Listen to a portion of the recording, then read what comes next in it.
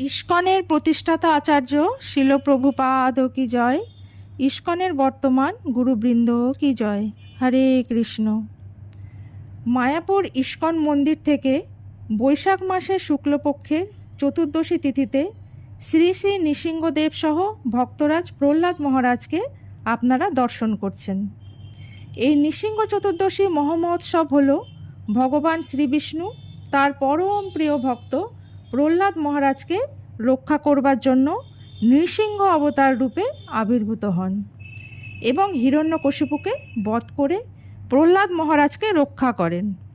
বৈশাখ মাসের শুক্লপক্ষের চতুর্দশী তিথির গোধূলি লগ্নে তিনি আবির্ভূত হয়েছিলেন, তাই এই তিথিকে নৃসিংহ চতুর্দশী তিথি বলা হয়। আপনারা মায়াপুরে যে নৃসিংহদেব ও প্রহ্লাদ মহারাজের বিগ্রহ দর্শন করছেন তা কোনো সাধারণ বিগ্রহ নয়। এই বিগ্রহ নির্মাণের এক অভূতপূর্ব এবং অবিশ্বাস্য লীলা কাহিনী আপনাদের আজ শ্রবণ করাবো, যা অবিশ্বাস্য হলেও বাস্তব সত্য ঘটনা। ঘটনাটি 1984 সালের 24শে মার্চ রাত্রি 12:20 গোলা বারুদ ও অস্ত্রশস্ত্র নিয়ে 35 জনের এক ডাকাত দল শ্রীধাম মায়াপুর চন্দ্রোদয় মন্দির আক্রমণ করে।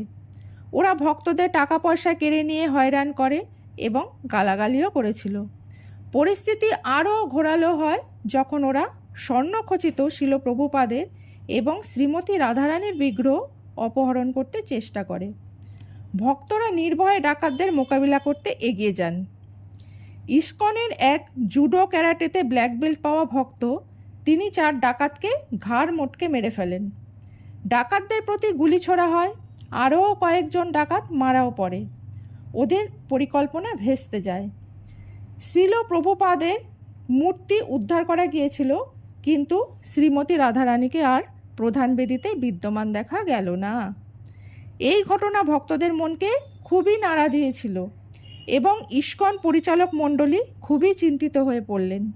এটা মায়াপুরের ভক্তদের প্রতি প্রথম আক্রমণ নয়, প্রায়শই এমনটা হতো। মায়াপুরের তৎকালীন যুগ্ম নির্দেশক শ্রীপাদ ভবানন্দ দাস মন্দিরে ভগবান নৃসিংহদেব প্রতিষ্ঠা করার পরামর্শ প্রদান করেন। একবার যোগপীঠের ভক্তদের যখন ডাকাতেরা হুমকি দিচ্ছিল, তখন শ্রীল ভক্তিবিনোদ ঠাকুর ও তারপর শ্রীল ভক্তি সিদ্ধান্ত সরস্বতী ঠাকুর সত্তর শ্রী শ্রী লক্ষ্মী নৃসিংহদেব প্রতিষ্ঠা করেন। তারপর থেকে আর কোনো উপদ্রব হয়নি। মায়াপুরের অন্যান্য ভক্তরা অবশ্য এইভাবে তাদের অনুসরণ করতে তেমন আগ্রহী ছিল না, কারণ নৃসিংহ ভগবানের পূজারীকে হতে হবে আজন্ম নৈষ্ঠিক ব্রহ্মচারী। তার পূজা করতে কে প্রস্তুত আছে? এই সমস্ত আপত্তি থাকা সত্ত্বেও ভবানন্দ দাস শ্রী শ্রী নৃসিংহদেবকে মায়াপুরে আনতে উৎসাহী ছিলেন। তিনি ভক্তি সিদ্ধান্ত প্রভু আর আত্মতত্ত্ব দাস প্রভুকে নৃসিংহদেবের কয়েকটি ছবি আঁকতে বলেন।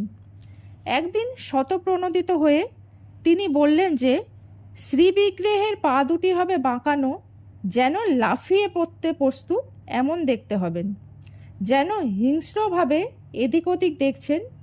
তার হাতের আঙুলগুলি থাকবে একটু বাঁকানো আর মস্তক থেকে আগুনের মতন শিখা নির্গত হবে। এই ধরনের একটি বিগ্রহের ছবি আত্মতত্ত্ব প্রভু অঙ্কন করেন। ভক্তরা তা পছন্দও করলেন। পঞ্চজাঙ্ঘ্রি দাসপ্রভু তার অর্চন করতে রাজি হলেন।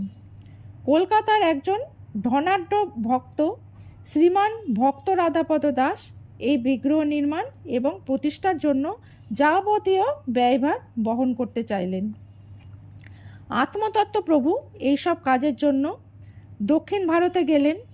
শ্রীকৃষ্ণের কৃপায় খুব সত্বর তিনি একজন বিখ্যাত ভাস্করের সঙ্গে যোগাযোগ করলেন। এই ভাস্কর কিন্তু শুধু বিগ্রহ খোদাই করেন তাই নয়, তিনি একজন মন্দিরের ভাস্কর এবং বাস্তুকারও বটে। কিন্তু এইরূপ বিগ্রহ বানানোর প্রস্তাব দিলে তিনি তা সম্পূর্ণ প্রত্যাখ্যান করলেন। আত্মতত্ত্ব প্রভু মায়াপুর থেকে দক্ষিণ ভারতে যাতায়াতে বেশ কয়েকবার যাতায়াত করলেন। 6 মাস কেটে গেল, কিন্তু শ্রী নৃসিংহদেব শ্রী বিগ্রহ রূপে এখনও প্রকট হলেন না। মায়াপুরে শ্রী নৃসিংহদেবের প্রতিষ্ঠা দেখার জন্য রাধাপদ দাস অত্যন্ত উদ্গ্রীব। তিনি আত্মতত্ত্ব প্রভুকে বললেন, আমি যে ভাস্করের নিকটে প্রথমে গিয়েছিলাম তার সঙ্গে দেখা করে তাকে যেন আমাদের আবেদনটি পুনরায় পেশ করি। এইবার ওই ভাস্করকে যেন একটু সদয় বলে মনে হলো। উনি প্রভুকে শিল্পশাস্ত্র, মন্দিরের বাস্তুবিদ্যা এবং ভাস্কর্য বিষয়ক বৈদিক শাস্ত্র থেকে একটি অধ্যায় পড়তে দিলেন, যেখানে বিভিন্ন বিগ্রহ সম্বন্ধে বর্ণনা রয়েছে। শ্রী নৃসিংহদেবের বর্ণনা সম্পর্কিত কয়েকটি শ্লোক তিনি জোরে জোরে নিজেও পাঠ করলেন। তার অগ্নিশিখার মতন কেশর বেশ কয়েকটি শ্লোকে ব্যাখ্যা করা হয়েছে। তার অনুসন্ধানী দৃষ্টি আর তার হাঁটু ভাজানো একটি পা সামনের দিকে বাড়ানো স্তম্ভ থেকে যেন ঝাঁপিয়ে পড়তে প্রস্তুত। উনি যখন এই সমস্ত পাঠ করলেন, আত্মতত্ত্বপ্রভু তাজ্জব হয়ে গেলেন, কারণ ঠিক এমনই তো ইস্কন চাইছিল। যে ছবি প্রভু এঁকেছিলেন তা ওনাকে দেখালেন, তিনি তাতে খুশি হলেন এবং 1 সপ্তাহ ধরে তিনি ওই ছবিটি আঁকলেন, আর তা হয়েছিল খুব সুন্দর। মায়াপুরে ফিরে এসে আত্মতত্ত্ব প্রভু কর্তৃপক্ষকে এই ছবিখানি দেখালেন।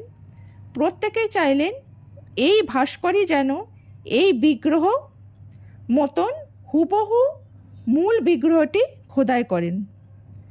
তাকে রাজি করার জন্য আবার আত্মতত্ত্ব প্রভুকে দক্ষিণ ভারতে যেতে হলো। প্রভু সোজা ওই ভাস্করের বাড়িতে গেলেন। বড় উদ্বেগে ছিলেন তিনি। শ্রী নৃসিংহদেব যেন কৃপা করে শ্রীধাম মায়াপুরে মন্দিরে প্রকট হতে রাজি হন। এই প্রার্থনা ছাড়া আর কি করতে পারতেন প্রভু? অবশ্যম আশ্চর্য রকমভাবে তাকে দুটো কথা বলতে না বলতেই উনি বললেন যে তিনি শ্রীবিগ্রহ খোদাই করবেন। কিভাবে তিনি এই সিদ্ধান্তে উপনীত হলেন তা এক মজার ব্যাপার। এই ভাস্কর ইস্কনের অনুরোধ নিয়ে তার গুরুদেব কাঞ্চিপুরমের শঙ্করাচার্যের নিকট গিয়েছিলেন। তার গুরুদেব সঙ্গে সঙ্গে উত্তর দেন, না না, করবে না, তোমার বংশনাশ হয়ে যাবে। মুহূর্তকাল চিন্তা না করে তিনি জিজ্ঞাসা করলেন, এই বিগ্রহ খোদাই করতে তোমাকে কে বলেছে? যখন তিনি শুনলেন যে নবদ্বীপ থেকে ইস্কনের হরে কৃষ্ণর ভক্তরা চাইছেন, তিনি খুবই চিন্তিত হয়ে পড়লেন। ভাস্কর আরও বললেন, ওরা একেবারে নাছোড়বান্দা। প্রতিনিয়ত ওরা আমার নিকট বিগ্রহ সম্বন্ধে কথা বলতে আসছে। মনে হয় ওদের মায়াপুরে ডাকাত নিয়ে কিছু সমস্যা হচ্ছে। বিগ্রহের একটি ছবি তার গুরুদেবের হাতে দিয়ে তিনি বললেন, ওরা এই বিগ্রহই চাইছে। তার গুরুদেব ছবিটি নিয়ে খুব ভালোভাবে দেখলেন। তিনি বললেন, ও, এ তো উগ্র শ্রেণীর, কিন্তু এই বিশেষভাবে বিগ্রহকে বলা হয় স্থাণু নৃসিংহ। এই পৃথিবীর কোথাও উনি নেই, এমনকি স্বর্গের দেবতারাও এই রূপের আরাধনা করেন না। তাহলে আপনারা বুঝতে পারছেন এই নৃসিংহদেব কতখানি মহিমান্বিত। জয় জয় সর্ববিঘ্ন বিনাশকারী নৃসিংহদেবের জয়, জয় জয় শ্রী প্রহ্লাদ মহারাজের জয়।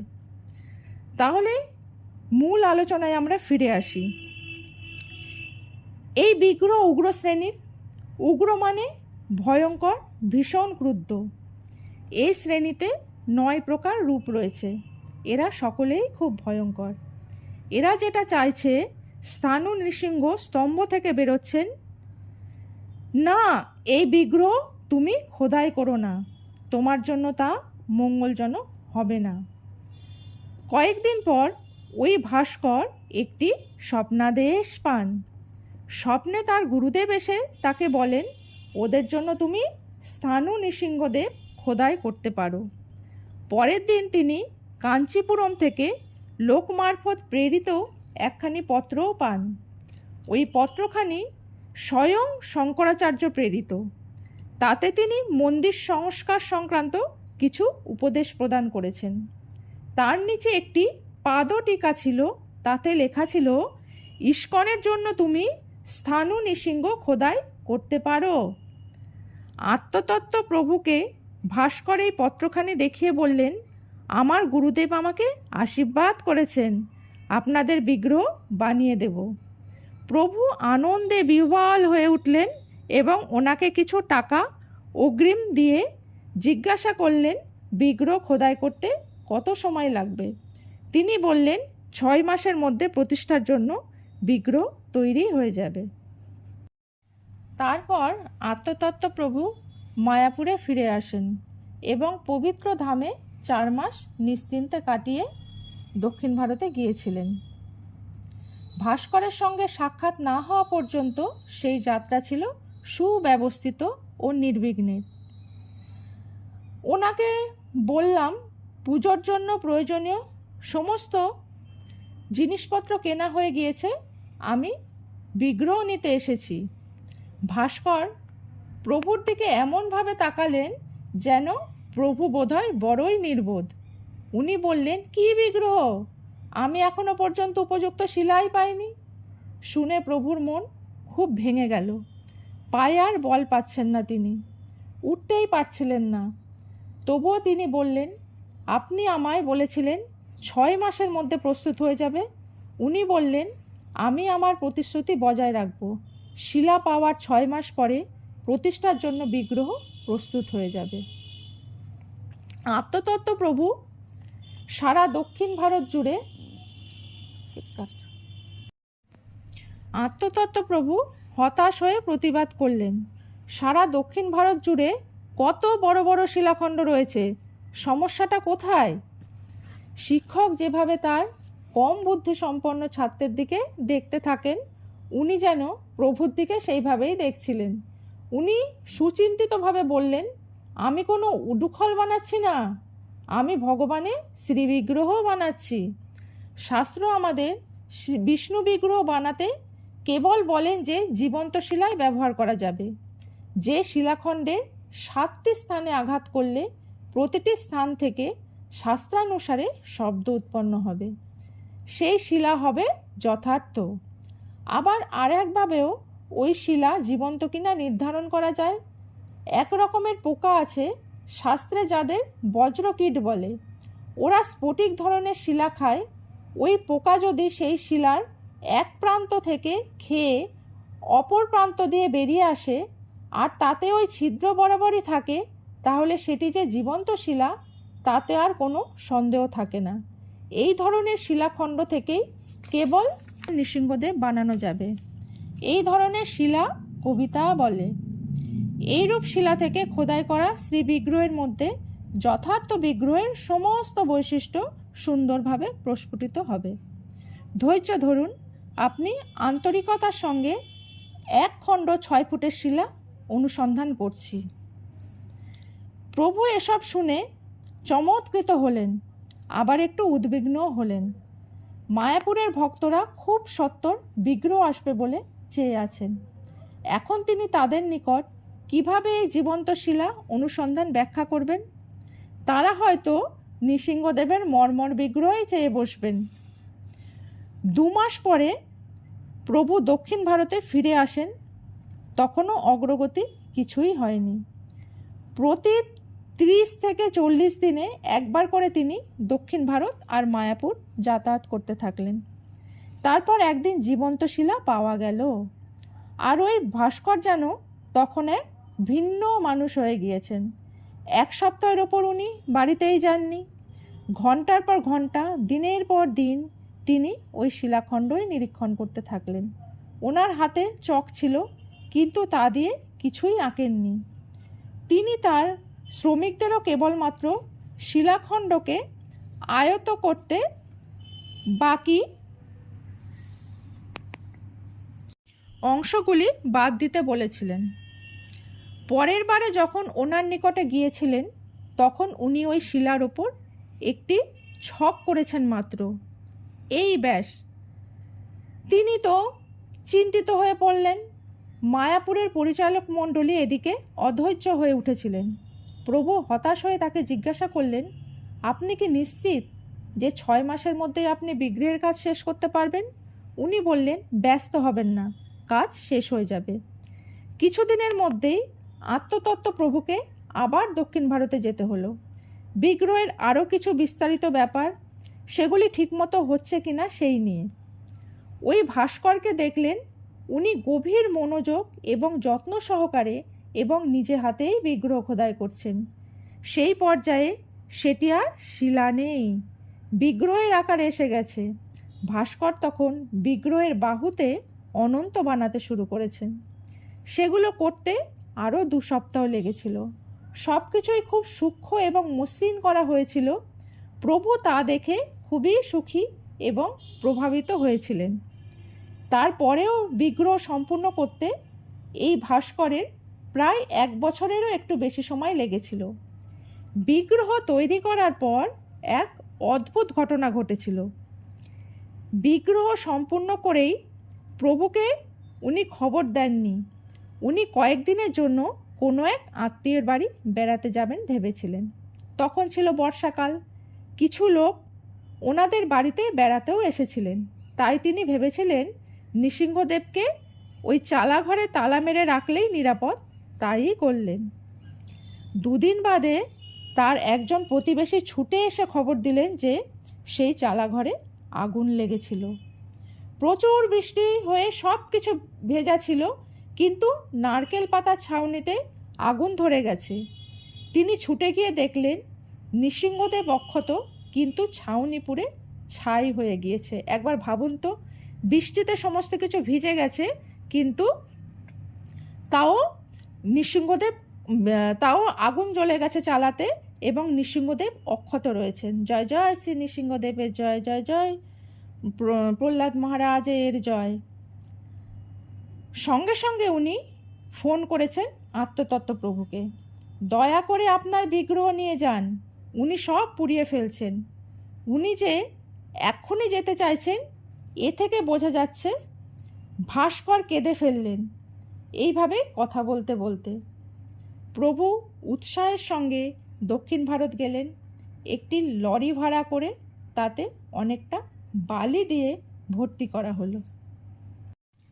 আত্মতত্ত্ব প্রভু ভাস্করের কার্যালয়ে এসে ভাবলেন এরপর কাজগুলো সহজ হবে। উনি ভুলেই গেছিলেন যে নৃসিংহদেব ভীষণ ওজনদার ব্যক্তিত্ব। ওনার ওজন 1 টন। 2-3 ঘন্টা চেষ্টা চালানোর পর ওনার বিগ্রহকে ছাউনি থেকে নিরাপদে লরিতে ওঠালেন। নিরাপদে রাজ্য সীমানাগুলি পার করতে ওনাদের পুলিশের অনুমোদন, কেন্দ্রীয় বিক্রয়কর বিভাগের অনুমোদনপত্র, নৃতত্ত্ব বিভাগের নির্দেশক আর সেই সঙ্গে তামিলনাড়ুর শিল্প প্রতিষ্ঠানের নির্দেশকের অনুমোদন সংগ্রহ করতে হয়েছিল।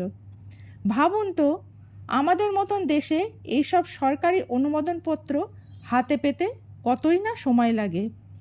প্রয়োজনীয় কাগজপত্র দস্তখত করার আগে প্রতিটি আধিকারিক বিগ্রহ দর্শন করতে চেয়েছিলেন। বিগ্রহ দর্শন করা মাত্র ওনারা সঙ্গে সঙ্গে অনুমোদনপত্র দিয়ে দিতেন। নৃসিংহদেবের দর্শন করা মাত্রই ওরা খুব সহযোগী এবং সিদ্ধহস্ত হয়ে উঠেছিলেন। প্রভু জাদুর মতন 24 ঘন্টার মধ্যে সমস্ত প্রয়োজনীয় কাগজপত্র হাতে পেয়ে গিয়েছিলেন। ভারত সরকারের আমলাদের থেকে এতটা সহযোগিতা পাওয়া ছিল এক অলৌকিক ব্যাপার। মায়াপুর ফিরে আসার সময় প্রভুদের ভ্রমণ ছিল শান্তিপূর্ণ এবং নির্বিঘ্ন, কারণ প্রভুদের রক্ষক সঙ্গেই ছিলেন। এবার আপনাদের একটা রহস্যের কথা বলি। সাধারণত বিগ্রহ প্রতিষ্ঠার দিন ভাস্কর নিজে গর্ভগৃহে গিয়ে বিগ্রহের চক্ষু খোদাই করেন। একে বলে নেত্রদান। ইস্কনের নৃসিংহদেবের ক্ষেত্রে তা ছিল এক ব্যতিক্রমী ঘটনা। ভাস্কর ইতিমধ্যেই নেত্রদান করে দিয়েছেন। তিনি শুধু নেত্রদানই করেননি, তিনি বিগ্রহের প্রাণ প্রতিষ্ঠাও করেছেন। এই কারণেই নৃসিংহদেব উগ্ররূপ ধারণ করেছিলেন এবং তিনি পুজো পাচ্ছিলেন না, সমস্ত কিছু জ্বালিয়ে পুড়িয়ে ছারখার করে দিচ্ছিলেন, এবং তিনি অতি শীঘ্রই মায়াপুরে আসতে চেয়েছিলেন। তার ইচ্ছা ছাড়া এত সহজে তাকে আনা যেত না। এই জন্যই সমস্ত কাগজপত্র এত সত্বর পাওয়া গিয়েছিল। আর পরমেশ্বর ভগবানকে নিয়েও আসাও খুব সহজ হয়েছিল, তাতে কোনো সন্দেহ নেই। তিনি স্বয়ং উপস্থিত ছিলেন। আর ভগবান নৃসিংহদেবকে না বলবে এমন সাধ্য কার আছে? জয় জয় শ্রী নৃসিংহদেবের জয়, জয় জয় শ্রী প্রহ্লাদ মহারাজের জয়। হরে কৃষ্ণ।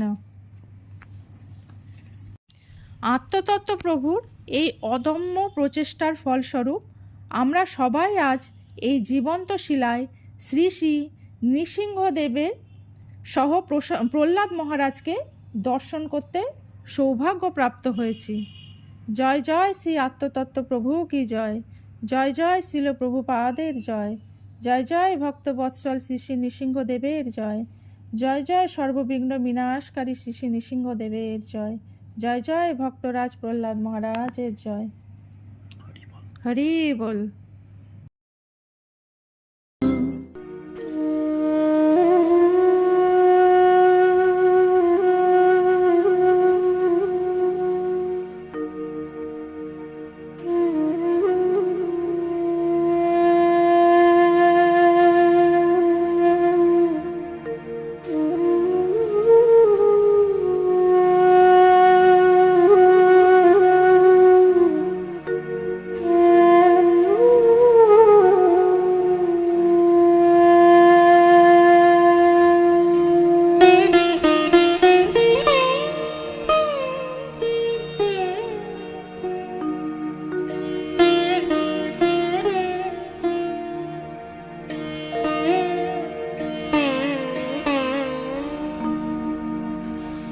জয় নৃসিংহ শ্রী নৃসিংহ,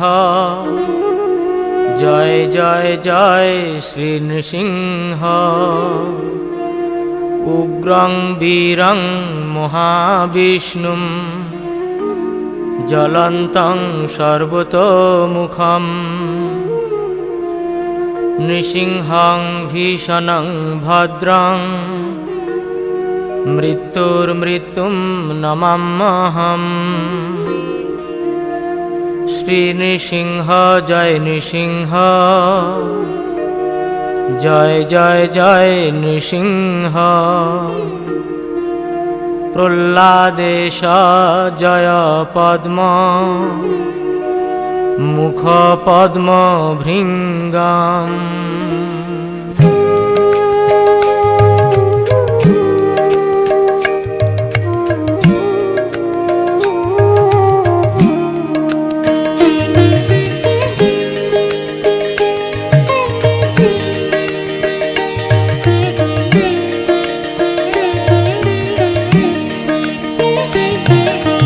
তব কর কমল বরে নখ, অদ্ভুত শৃঙ্গ।